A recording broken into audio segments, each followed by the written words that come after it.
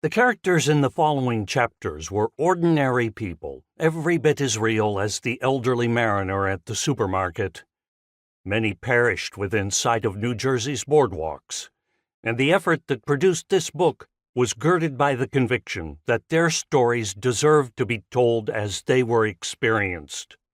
Dan Lieb, president of the New Jersey Historical Divers Association, put it best during an interview with South Jersey Magazine in 2016. "Shipwrecks are very much human stories, and I like being able to tell them." Killing Shore also serves a third purpose. Thousands of ships and lives lost during mankind's bloodiest war were minor in themselves when weighed in the scales of global war, Jonathan Dimbleby wrote. Such losses were easily overlooked and rapidly forgotten, except by those who grieved for the loved ones they had lost. Indeed, only one of the 11 vessels featured in Part 2 has previously been the subject of a long-form narrative backed by serious scholarship. This book consequently represents the definitive account of what the men aboard these ships experienced in New Jersey waters. This is not a work of historical fiction, nor is it based on a true story. These are instead real events reconstructed with as much factual accuracy as available sources allow.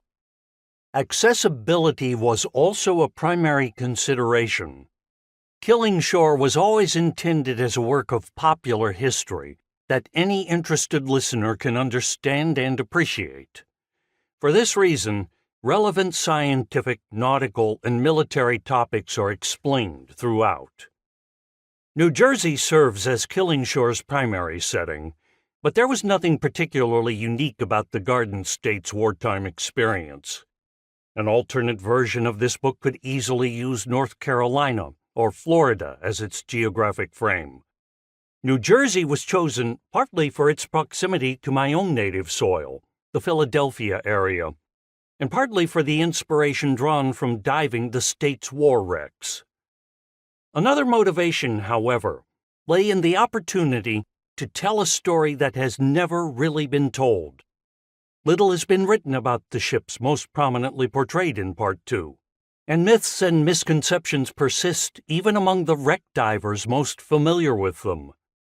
Finally, although other nonfiction books portray U-boat operations along New England, the Gulf Coast, and North Carolina, no comparable long-form account exists for New Jersey. Killing Shore is therefore as much a work of local history as a chronicle of combat and survival at sea. Sometimes history hits closer to home than you'd think. K. A. Nelson, February 2023.